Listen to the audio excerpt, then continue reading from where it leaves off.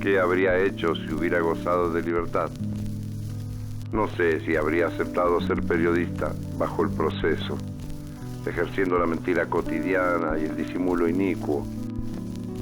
Sé de hombres de prensa que aceptaron esa ignorancia, a menudo propiciada por los mismos empleadores. Y ahora, en la democracia, no se atreven a mirar de frente a las víctimas, como no se atrevieron a alzar la voz por sus compañeros aprisionados y hasta contribuyeron a silenciar sus nombres. Hoy gozan de una libertad que les cae grande, pues nada hicieron por ella.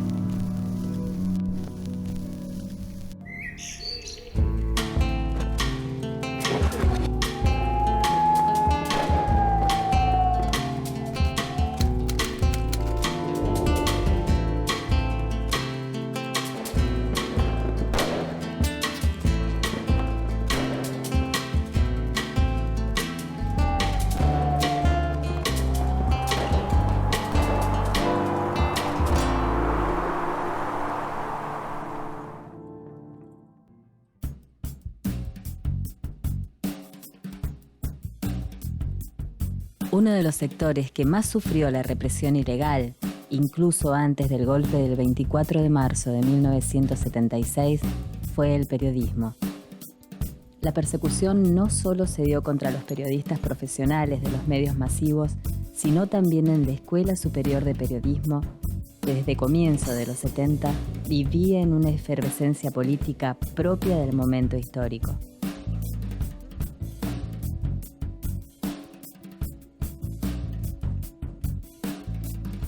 Estamos en Garibaldi al 200 porque en esta casona que está aquí a mi costado funcionó a partir de 1961 la Escuela Superior de Periodismo de Mendoza, que dependía del Ministerio de Cultura y Educación de la provincia.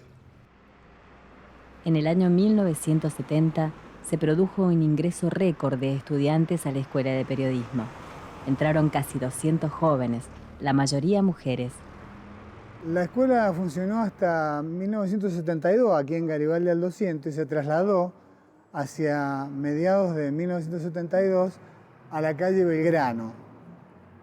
Lógicamente otra época, los estudiantes en general estaban sumamente politizados y particularmente había una politización muy marcada en los estudiantes de la Escuela Superior de Periodismo. En esa década del 70 conocí a mis compañeros, mis queridos compañeros que soñaron con un mundo mejor y hoy no están. Esa Escuela Superior de Comunicación Colectiva ha tenido una gran profundidad educativa, porque entre profesores y alumnos se vivía un espíritu de época muy fuerte y fue como un despertar en mi vida desde el arte hacia el compromiso, hacia la militancia. Mis viejos se conocieron acá en la Escuela de Periodismo, en las escaleras de acá de la escuela, se conocieron, ella estaba sentada, mi papá pasó, habló con ella. Y bueno, así se fueron conociendo en una época de mucha efervescencia política, donde se cuestionaba todo, se preguntaba todo, donde se tenían profesores como Enrique Dussel, se leía al Che Guevara, Fidel Castro, que después era inimpensable que pudiera pasar eso, ¿no? Que se pudiera leer esos libros. Y era una época donde obviamente más que diversión, se dedicaban a preguntarse por todas las cosas, a cuestionarse, se juntaban en reuniones todos los jóvenes, tenían una línea de pensamiento y de ideología, todos. Era raro quien no participaba, en realidad.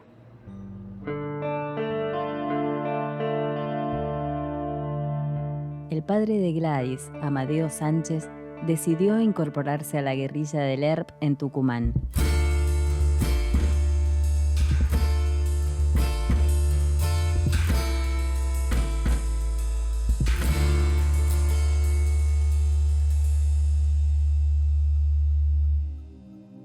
En la madrugada del 29 de mayo de 1975, el colectivo de la empresa Colta que lo transportaba impactó contra un camión. Amadeo quedó internado. El 6 de junio de 1975, un grupo parapolicial ingresó violentamente al Hospital Regional de San Martín y secuestró a Amadeo Sánchez Andía.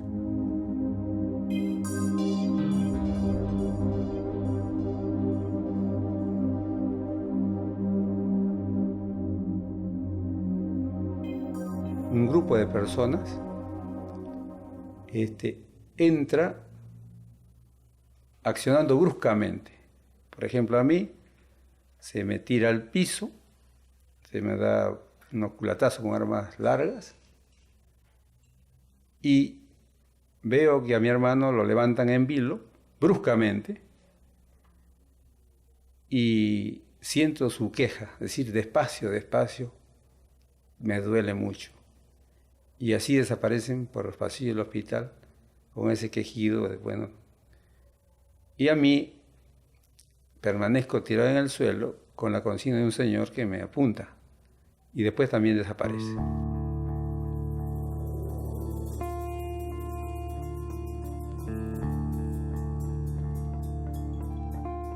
Horas más tarde, el cuerpo de Amadeo Sánchez Andía apareció acribillado a metros del monumento de Canota, en el departamento de Las Heras.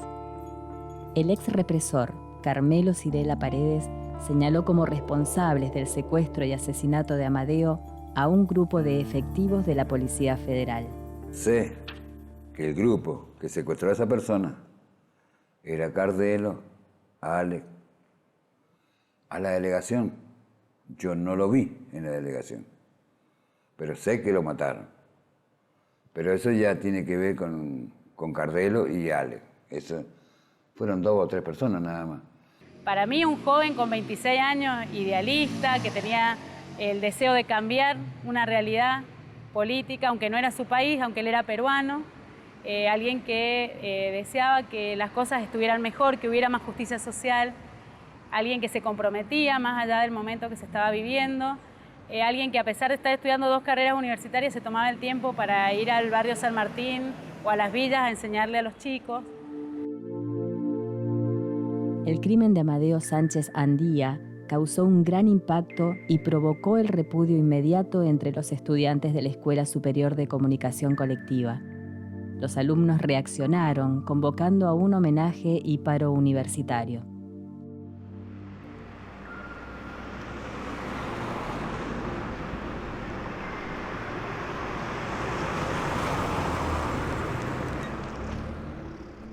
Nos avisan en el medio de una clase que han asesinado a Amadeo Sánchez.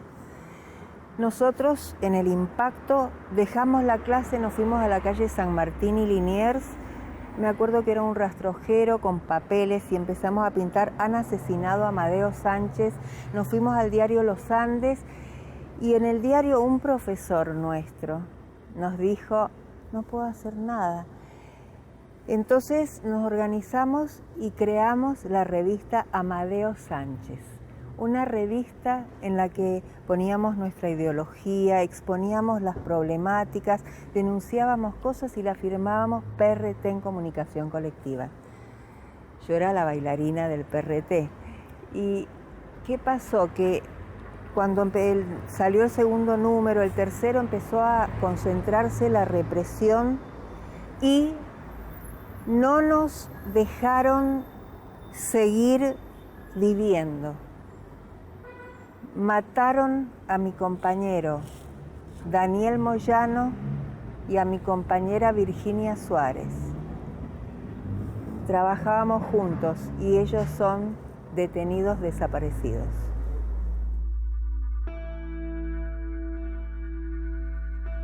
En la Escuela de Periodismo de Mendoza, la represión ilegal se enfocó sobre grupos de militantes de distintas organizaciones políticas y especialmente de los miembros de grupos armados como Montoneros y ERP. Muchos fueron secuestrados y aún permanecen desaparecidos.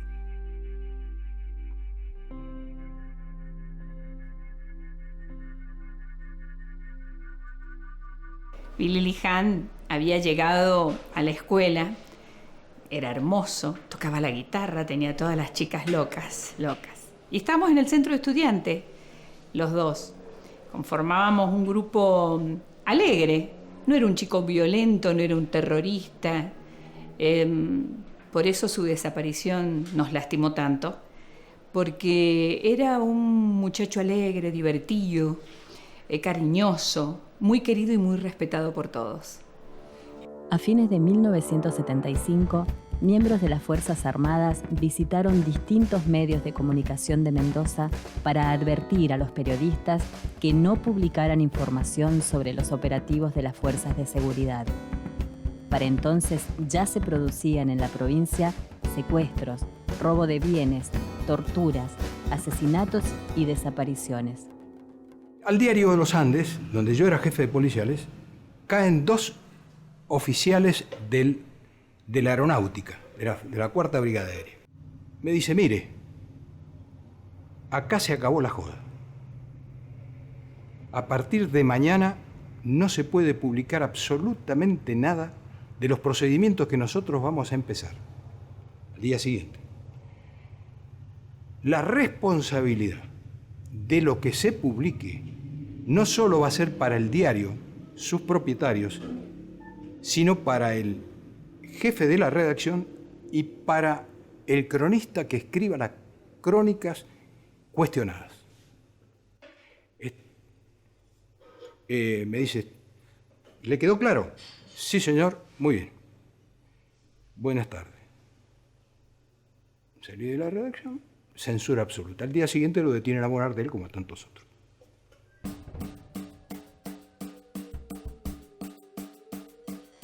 En octubre de 1975, el ejército ya tenía bajo su mando a las fuerzas de seguridad y penitenciarias de todo el país.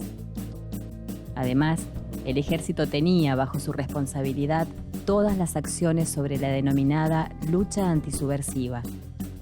Los comandantes de zona estaban por sobre toda autoridad militar de otras fuerzas. Uno de los detenidos en noviembre de 1975 fue el periodista Jorge Bonardel. Trabajaba en el diario Los Andes y era, además, docente de la Escuela de Comunicación Colectiva y miembro del Sindicato de Prensa. El grupo que lo detuvo era numeroso. Las crónicas de los diarios reflejan que la patota, además de llevarse a Bonardel, robó dinero, un grabador y hasta los documentos de identidad de sus hijos. Jorge Bonardel era una persona muy inteligente, brillante, tan amigos nuestros que nosotros los más jóvenes, los periodistas, le decíamos el padrecito, porque cada problema personal o político, familiar que teníamos lo conversábamos con él. Jamás también hubiéramos pensado que ese hombre hubiera sufrido la desaparición, hubiera sufrido el secuestro, porque era una persona extraordinaria. Era una persona que no era violenta, era una persona tranquila, era una persona profunda, muy humana.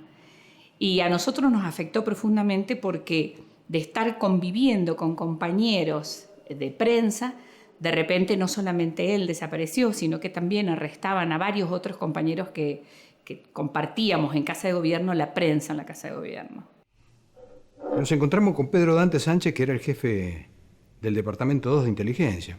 Un hombre muy particular, con un carácter extraño, una doble personalidad, un tipo sonriente, amigable, trataba bien a los periodistas, pero así de terrorífico era con los detenidos, ¿no? Era jefe de inteligencia. Bueno, y le preguntamos, y nos dijo una serie de cosas que realmente nos llamó mucho la atención. Primero que nos admitió que sí, que lo tenía detenido ahí, pero con una advertencia muy sonriente. Muchachos, no se metan ustedes con esto. Ustedes son jóvenes, tienen mucho futuro. No se metan en estas cosas porque son cosas muy complicadas. Y me dice, sí, lo tenemos ahí, lo tenemos desnudo en un calabozo para presionarlo un poco, dice La detención de Jorge Bonardel provocó la reacción de los trabajadores del gremio. El Sindicato de Prensa de Mendoza dispuso una movilización total y solicitó una investigación al interventor federal Pedro Lucero. La conducción del sindicato presentó un recurso de amparo ante el juez federal.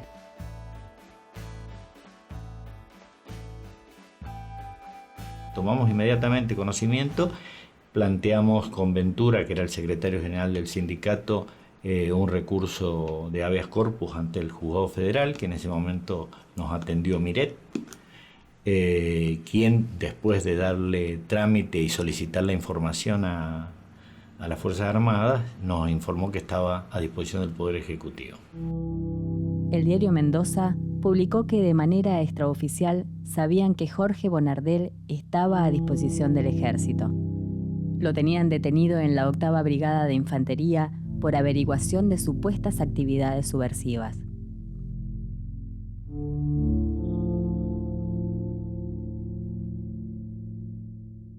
También nos enteramos de que había sido objeto de dureza en el trato y que en el momento de la detención, parece que fue ahí porque si no, no nos habríamos enterado de otra manera, alguien, al advertir de que era corto de vista, usaba unos lentes gruesos. En aquella época eran muy gruesos los cristales para los que veían poco, ¿no? Alguien, parece, alguno de los captores, le sacó los lentes y los pisó. Como diciendo, bueno, no vas a ver más, ¿no es cierto? Bien, ¿no? No veía casi nada sin los lentes. Eso lo recuerdo. Y trabajé junto con él en arte y espectáculo un tiempo largo.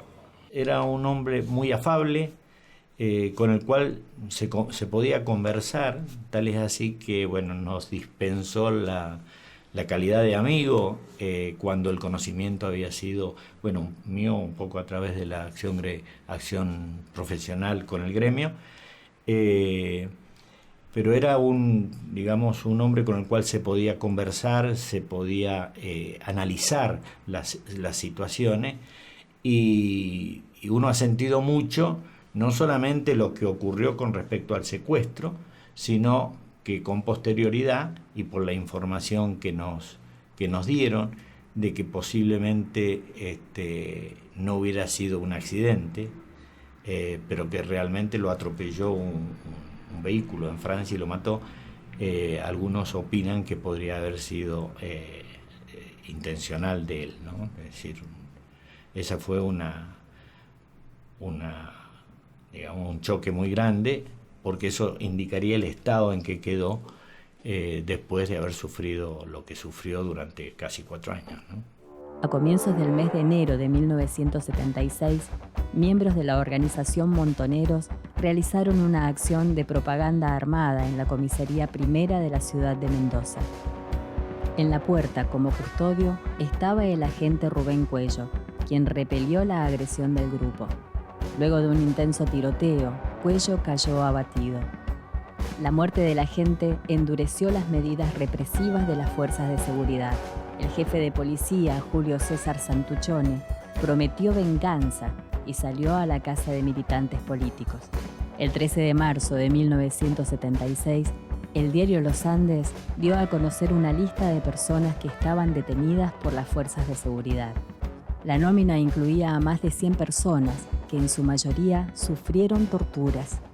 La publicación de esta lista fue un desafío a la censura imperante. Una acción que el director del diario, el escritor Antonio Di Benedetto, pagó con la cárcel.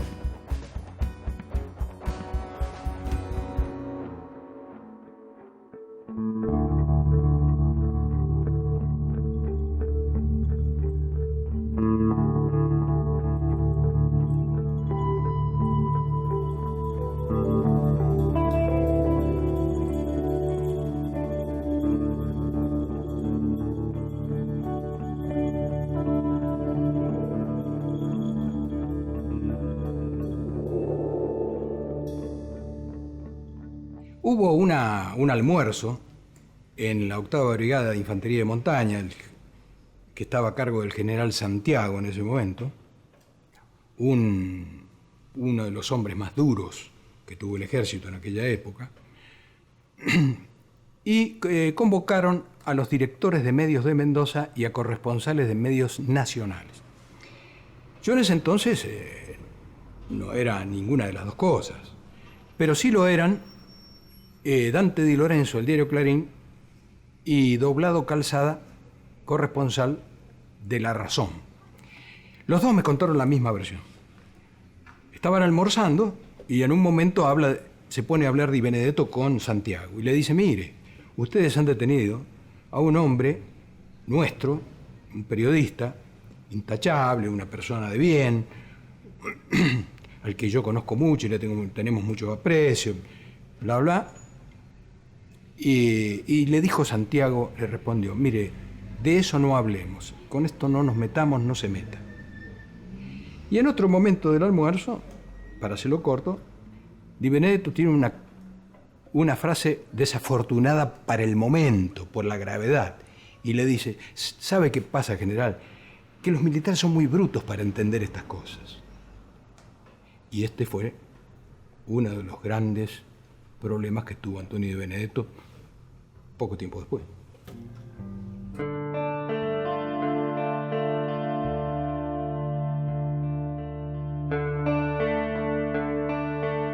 Venía acompañado le decíamos el Gordo, Juan Carlos de Schiappa de Acevedo, que era miembro del directorio, de un abogado muy desmemoriado, que no se acuerda, ahora le pregunto, no se acuerda de nada, un abogado Lima, de apellido Lima, que era el asesor legal, ¿no es cierto?, del diario, lo acompañaba, y Antonio.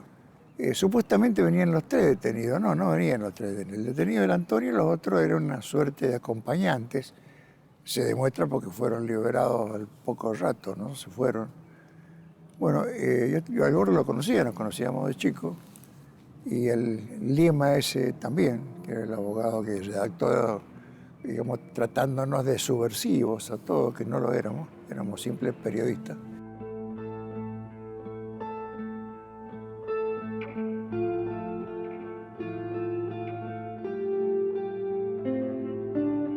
Y Benedetto quedó solo con nosotros ahí. Estaba con muchísimo miedo, muy aterrorizado. Se le movían los ojos para todos lados, había perdido el aplomo tradicional de él. Y nos preguntaba que qué estaba pasando. Nosotros no sabíamos.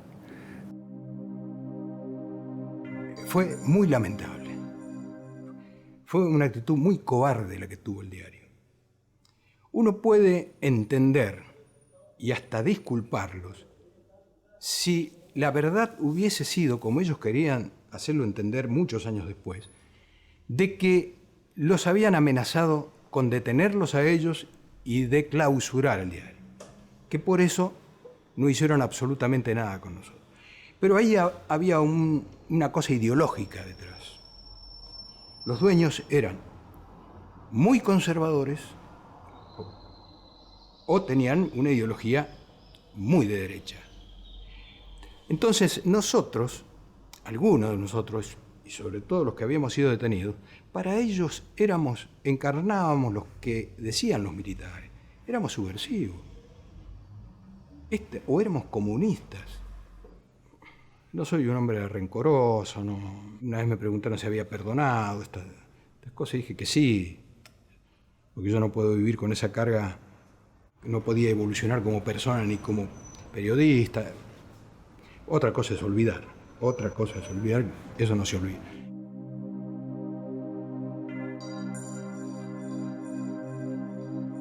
Muchos de los periodistas, también ha habido grandes defecciones en el periodismo por su cobardía y su silencio frente a la dictadura militar. Bueno, el castigo lo tendrán no sé dónde, por lo menos en la decadencia de su nombre. Tal vez de una extraña soledad aprendamos a dejarnos sin temor a ver que es posible sonreírte si te vas y no existe más profundo amor que dejarte ser.